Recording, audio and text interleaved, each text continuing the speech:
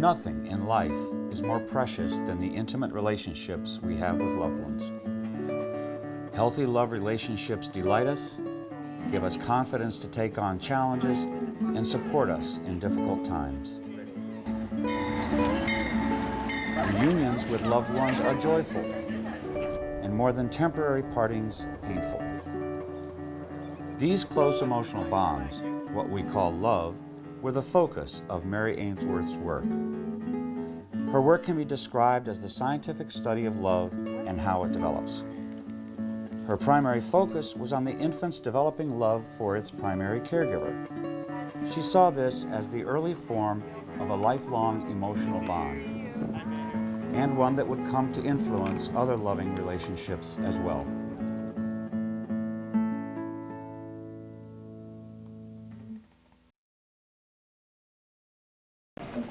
I do think that there are fundamental similarities of attachments at various ages. Maintaining a degree of proximity to attachment figures, I think, is one that goes the whole way through from infancy into old age. I think that the severe base phenomenon is something that is focal to the concept of attachment relationships at all ages. Ainsworth was 78 years old when that amateur video was made at a major psychological conference. She was still vitally involved in the study of attachment relationships that had occupied her for 40 years. Hello, I'm Bob Marvin. I'm the director of the Mary D. Ainsworth Child Parent Attachment Clinic at the University of Virginia Medical Center. I was fortunate to work with Mary Ainsworth when I was an undergraduate while she was doing some of her most important research. I became part of the loving academic family that grew up around her over the years. Ainsworth studied the origins and nature of attachments as they develop from interactions between infants and their primary caregivers, usually mothers. Her extensive observations of these interactions in natural situations and the experimental procedure she created to study these interactions in the laboratory have become basic to the study of human development. From these studies, Ainsworth found behaviors and patterns in human love relationships that are helping us to understand what it is about these relationships that brighten most lives and haunt others. This video will introduce you to the influences on Ainsworth that brought her to this work, the methodologies she developed, the patterns she found, and the implications of this work that have spurred further studies and therapeutic interventions that are her legacy to us all.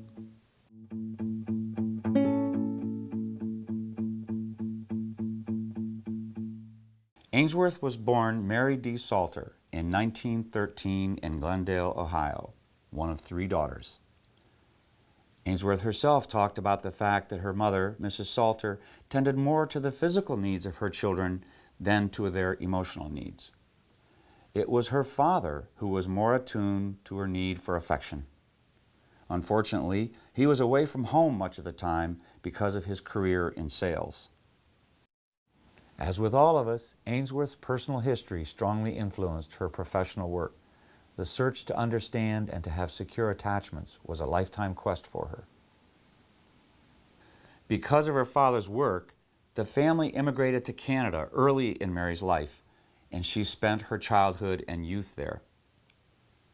A very energetic student, Mary Salter earned her bachelor's, master's, and PhD degrees in psychology from the University of Toronto in minimal time.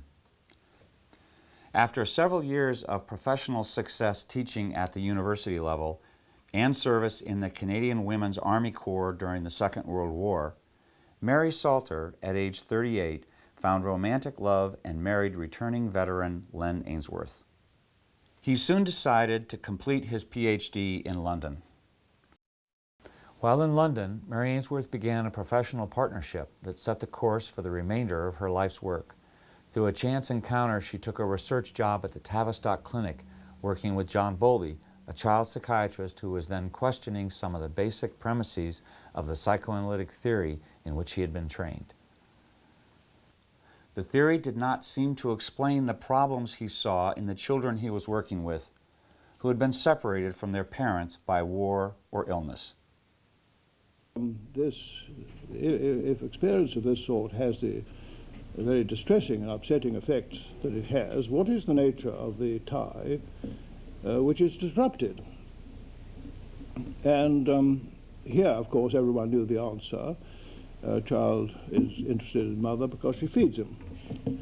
And but I was not convinced. And again, this sort of background, my own children, clinical work and so on, it just didn't seem to make sense. But of course, it's one thing to say you don't like a theory, it's another thing to produce a different one. And by a very lucky chance, a psychologist in London, whom I never knew very well, he's no more than an acquaintance, we happened to meet at a committee meeting, and he said to me, "Have you seen the work of Konrad Lorenz?" Well, the answer was I'd never heard of it.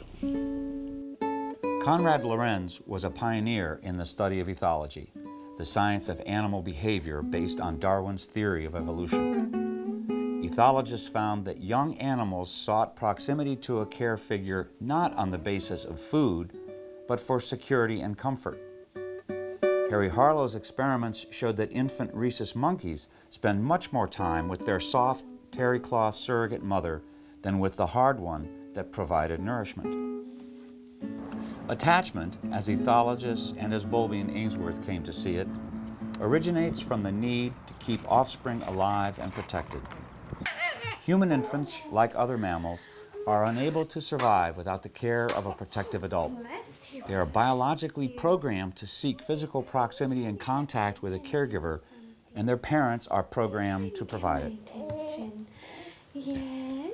Bowlby realized that that care builds emotional ties, called attachments, between human children and parents. All right. But he could not yet describe the development of attachments, Mommy has it. the interactions that affected their quality, nor the different patterns involved.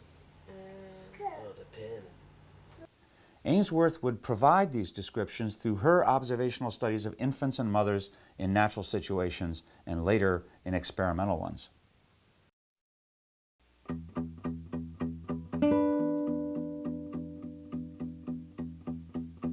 Along with an interest in child-parent ties, while in London, Ainsworth learned about the power of controlled observation in real-life situations from the work of James Robertson.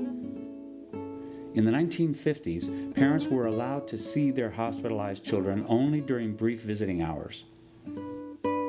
James Robertson filmed the hour-by-hour reactions of a 2-year-old in a hospital separated from her parents. This film helped Ainsworth learn about the power of filmed observation, which could be shared with other people. After days of distress in the hospital, this child, who had had a minor operation, seemed strangely detached from the overtures of her parents. Ainsworth would find a similar reaction in some of the babies in her strange situation study after a brief separation. In 1954, Ainsworth gave up her London job with John Bowlby to once more accompany her husband, this time to Uganda in East Africa, where he had taken a university teaching position. With no job awaiting her, the always resourceful and energetic Ainsworth decided to do a research project. She had been told that Ganda babies were physically separated from their mothers for weaning, and she was interested in the emotional consequences of that practice. She soon discovered, however, that this abrupt weaning was not customary. However, her observations of the interactions that did occur between the baby and mother provided insights into the nature and development of infant-mother attachments. With Katie Kabuka, acknowledged by Ainsworth as interpreter, research assistant, and friend, Ainsworth observed the interactions of 28 infants and their mothers over a 9-month period as they went about their normal days. In these sessions, Ainsworth developed techniques for making systematic observations and honed her own skills in taking meticulous notes of real-life interactions. Ainsworth strongly felt that observing and describing behavior in natural situations was crucial to the science of psychology. It was only after months of observing these mothers and babies that she began to identify the complex patterns into which their behaviors were organized. Perhaps the 3 most important things to emerge from the Uganda study were, first, that she was able to identify a number of important attachment behaviors. Second, she discovered that babies go through a number of phases in developing their attachments during the first year of life. And third, she began to understand how some patterns of parenting lead to secure attachments, while others lead to insecure or anxious attachments. In 1955, the Ainsworths came to Baltimore, Maryland, where Len had procured a job. Again, it was up to Mary Ainsworth to seek employment on the spot.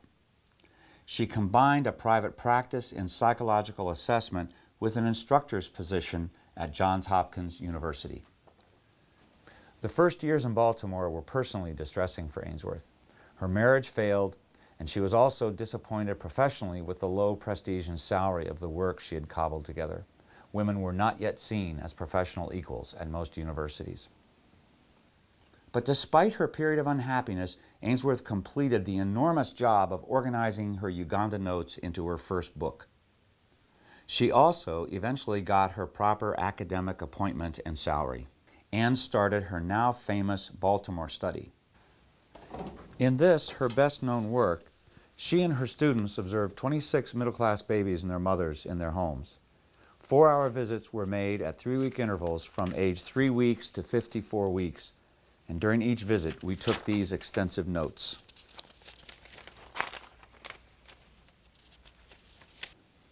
In the home, the observer concentrated on interactions between the mother and baby, which included infant crying and maternal responsiveness to the cry, episodes of close bodily contact, face-to-face encounters, separation and reunion behaviors, and examples of infant cooperation or disobedience.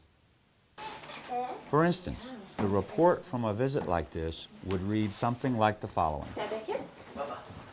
Father bends over, kisses baby, mom sitting nearby, dad stands, baby fusses, looks at mom, combines a fuss and a cry, and holds her own hands as she watches dad going toward the door. Starts a true cry now, puts head down on the windowsill. Mom vocalizes in sympathy.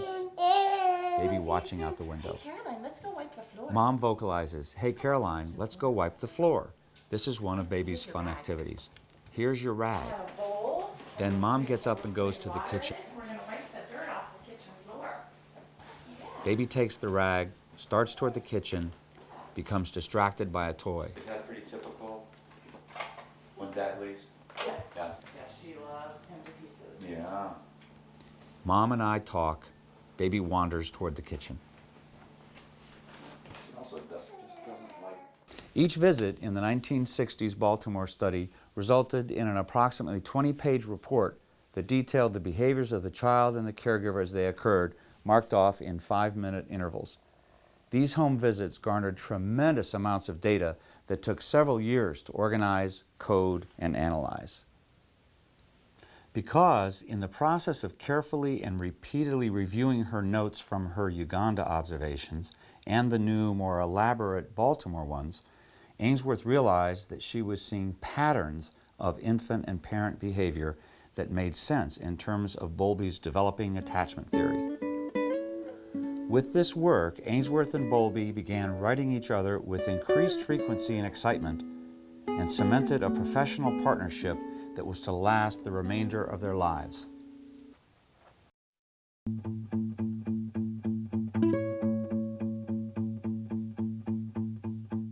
From the enormous pool of data that Ainsworth and her students had collected in natural situations, they discovered much about the changes in babies' attachment behaviors across the first year of life and about the relationships between infant and maternal behavior. For example, contrary to the opinions of most experts since the 1880s, Ainsworth found that babies whose mothers had responded to their cries quickly and sensitively when they were in their first 6 months of life Read a book. cried much less as one-year-olds. Read a book with mommy. How about Bobo? Hey, Caroline, can you close the door, please? They were also more compliant or obedient later in the first year, Good job. cooperating with necessary transitions. They also explored more and developed new cognitive skills sooner than babies whose mothers had been less sensitive to their early needs and signals.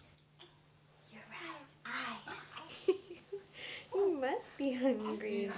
Mothers who allowed the baby to set the timing and the pace of feedings You want some broccoli? All right. tended to have less difficult and more secure children by the end of the first year.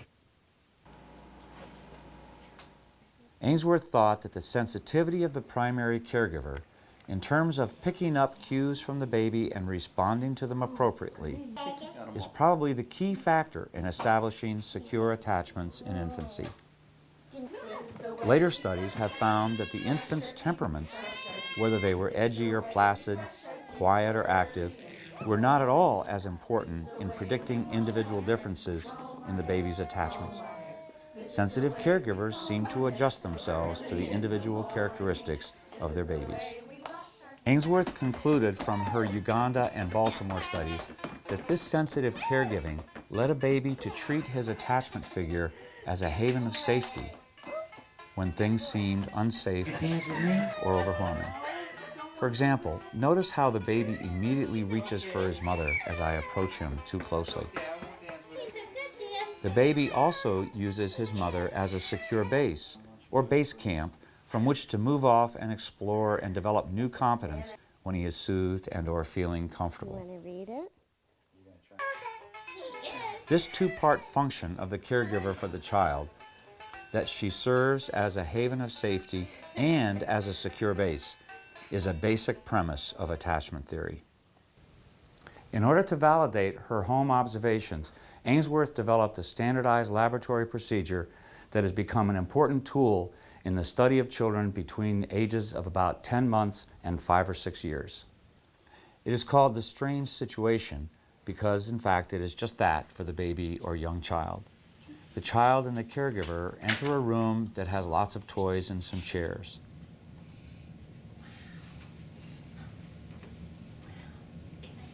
The caregiver puts the child on the floor to explore.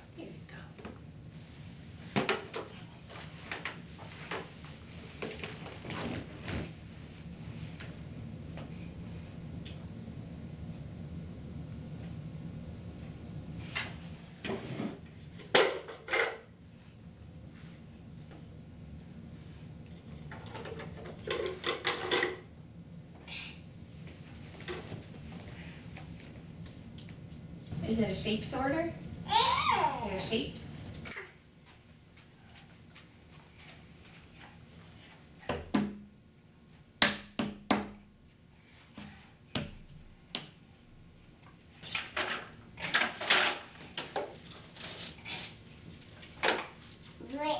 After about 3 minutes, an adult stranger comes in. Hello. Hi. I'm Dr. Philippides. How are you? Hi, I'm fine. Nice to meet you. Nice to meet you. This is Caroline. Hello, Caroline. Sits down and briefly chats with the caregiver How was your trip here? It was fine. We had no trouble No finding trouble? it.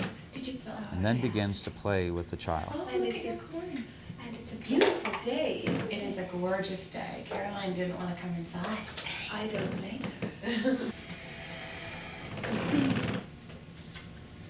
Going to throw that? Yes, keep it to roll it. Oh, there.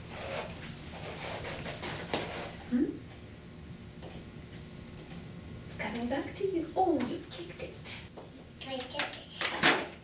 Oh, he wants ice cream, or you want ice cream.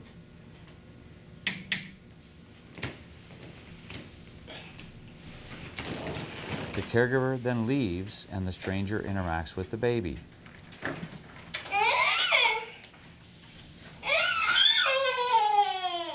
Mommy will be back. Come. Come. Mommy will be back. Let's play together. Come.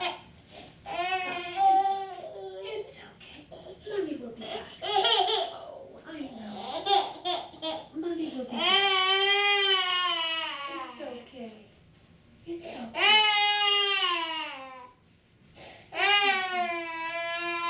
Shall we play with the toys?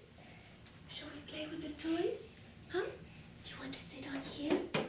Yeah. Yeah? Okay. Come on. Put one foot up. One foot up. And up you go. Now you're on a truck. Now you're on a truck.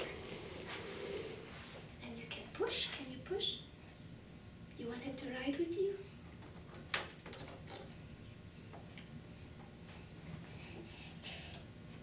I know. She'll be back.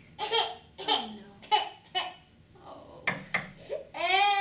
Mommy will be back. Mommy's coming now. Okay. Mommy's coming back.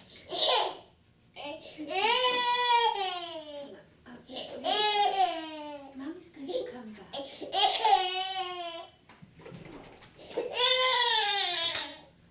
The caregiver signals her return and enters. Caroline. Hi. Hi, sweetie. Did you miss Mommy?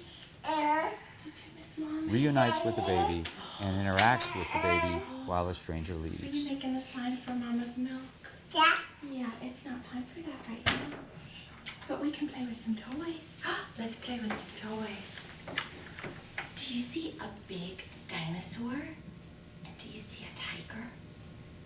Let's see if we can find the tiger. I think we can find him. Hi.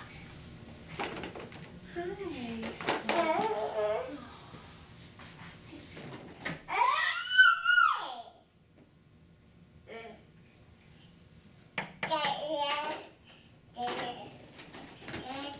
After a few minutes, the caregiver again leaves. Okay, Caroline. Mommy's gonna go bye-bye. Mommy's gonna go bye-bye. I'll be right back. It's okay, sweetie. I'm gonna go bye-bye. I'll be back soon. I'll be back soon. Just a minute. This time, the baby is alone.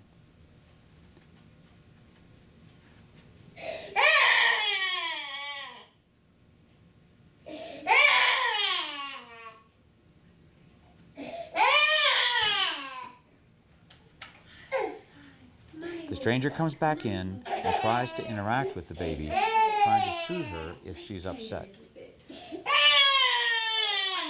I know. Come. Mommy's coming. Mommy's going to come. Mommy's going to come. Come. Let's see. Can we play here? Finally, the caregiver returns. Oh, sweet. We have speeded up this procedure for this video. It normally lasts 21 minutes. Okay.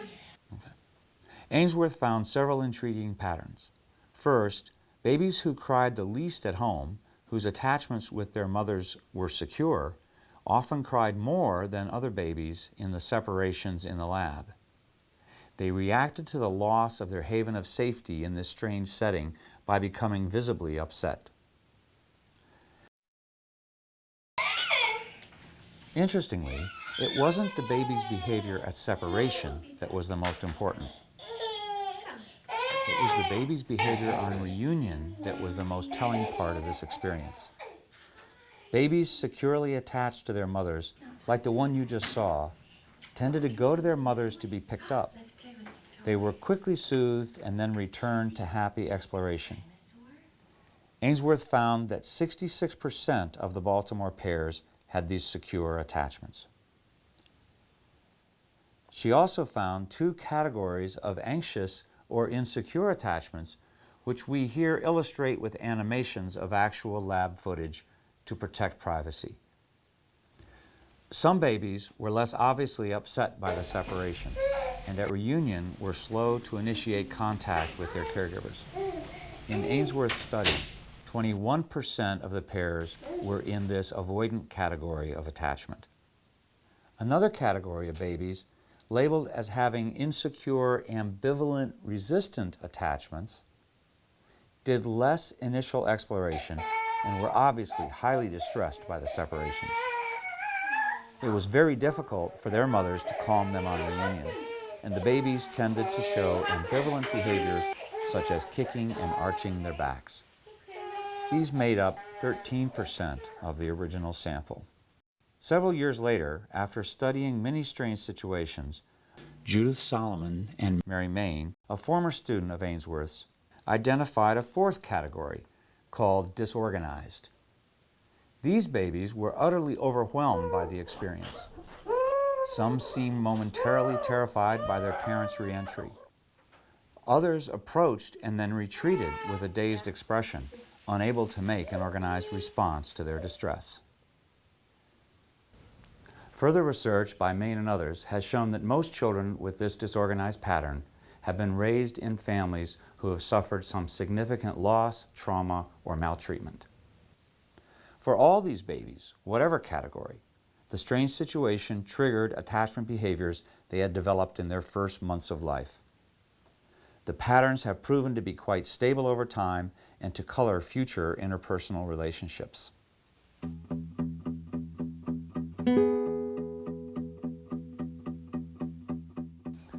The concepts of the secure base and haven of safety offer the clearest explanation for the behaviors in the strange situation as we see in this circle of security graphic. Secure babies use their mothers as a base from which to explore. When she's not available in a strange and potentially scary situation, there is concern and even distress. But her return brings safety, soothing, and then a return to exploration. Babies with avoidant attachments, on the other hand, have often been encouraged to be prematurely independent. Exploration is encouraged, but their caregivers have been somewhat unresponsive to their signals of distress. Physiological measures of stress show that they are indeed upset, but they have already learned to not outwardly convey it. Instead, they act as if they want to explore or be distant from their caregiver. Babies with an ambivalent, resistant attachment pattern have been discouraged from competent exploration by a caregiver who is unpredictable and angry or confused in responding to the baby's signals. These babies exhibit an exaggerated dependency on their caregivers. Both the avoidant and the ambivalent resistant attachment patterns at least give babies a strategy to deal with stress. Infants in these groups, while anxious, are still within the normal range of development. It is the babies with the disorganized patterns who have proven to be at highest risk for behavioral and emotional problems and relationship difficulties as they get older.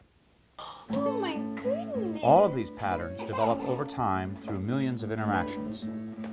Babies and their caregivers come to expect certain behaviors of each other and play them out time and again. These internal expectations become something boldly called an internal working model, a framework of thoughts, feelings, plans, and goals with which we organize our interactions in relationship with others. Ainsworth's work on attachment patterns has sparked many follow-up studies, analyzing the interpersonal relationships of people whose infant patterns of attachment were assessed in the strange situation. Mommy, come and play doctor with me. Let me check you. You gonna check me? Are you gonna fix my cold?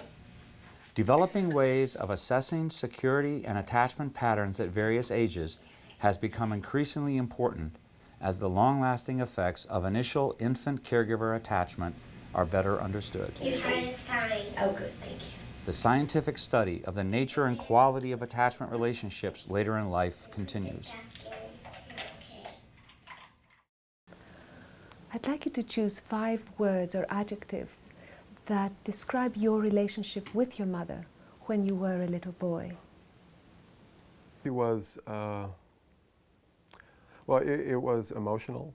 A major advance in the field came with the Adult Attachment Interview, a standardized assessment created by Mary Main and her colleagues to study adults' thoughts and feelings, that is, their internal working models about attachments. It was a little nervous at times. One of the words you used to describe your relationship with your mother was emotional. Can you think of an incident that would illustrate what you meant by that word? The analysis of the Adult Attachment Interview reflects a person's own attachment history, his or her current state of mind about attachments, and with impressive accuracy predicts what that person's attachment relationship will be with his or her children even before they are born. If something good had happened, she'd ask me about it. Longitudinal studies indicate that people who have early secure attachments with their primary caregivers have better relationships with friends during childhood and youth and tend to have more stable adult love relationships. And vice versa. People who have had an avoidant or ambivalent attachment history, or especially disorganized ones, tend to have more trouble in later relationships.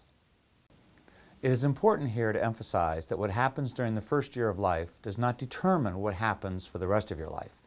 That is an outmoded concept and one that most psychologists, including Ainsworth, have rejected. A better model is one that views development as a complex set of unfolding pathways with many opportunities for different outcomes. If one has had unfortunate experiences at one point in life, there is usually an opportunity to return to a more normal or healthy path at some later point in development. In terms of attachment, this means that a baby who has had a disorganized attachment because of maltreatment, for instance, can still return to a normal developmental pathway. This can happen, for example, if her parent overcomes an addiction or some other loving person provides long-term emotional security to her. These changes in pathways can even occur quite late in life, as when an adult who was abused as a child develops an intimate and trusting relationship with a partner or successfully completes psychotherapy. And unfortunately, the opposite can occur.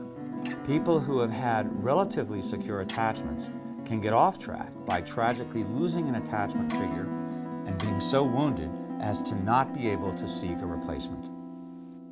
An early insecure pattern of attachment does place one at risk for later problems, but does not guarantee that will happen.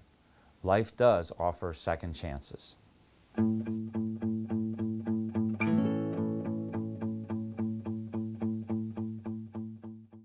Ainsworth left Baltimore and came to the University of Virginia in 1974. She remained here for the rest of her career, becoming Professor Emeritus at the age of 70. She continued to contribute to the field into her mid-80s and stayed personally and professionally involved with former students and colleagues. She kept abreast of their work as it expanded to study attachments that children have to figures other than their mothers. From her earliest studies in Uganda, she had recognized that infants develop strong attachments to fathers and to other caregivers as well.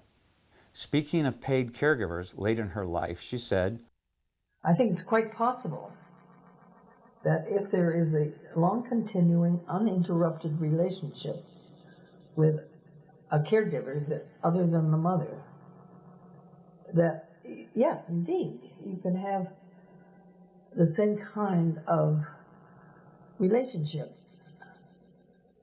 emerge with this figure, then the same kind that you expect of the relationship with the mother, ordinarily. the key words here are continuing and uninterrupted. Ainsworth was very wary about child care practices in which the children might experience either inconsistent care or unpredictable care. Her research has spurred much debate, much further research, and I'm glad to say, many improvements in the care of infants. Mary Ainsworth died in 1999, 9 years after the death of her academic partner, John Bowlby. But their joint legacy continues to inspire new research new interventions, and changes in public policy worldwide. Mary Ainsworth's work gave us a way of operationalizing love in terms of behaviors that are observable and that can be reliably measured. Because love, as she showed us, consists not just of feelings, but of behaviors as well. From our earliest days, we signal our need for and our delight in close physical contact. The interactions of love at any age offer support to the other person in times of stress and encouragement for growth in many spheres of life. Love, Ainsworth's secure-based construct shows us, does not just provide safety and comfort. It also encourages competence and self-reliance. We are all more competent when we feel secure, and competent people are likely to produce competent offspring. The precious dance of love continues.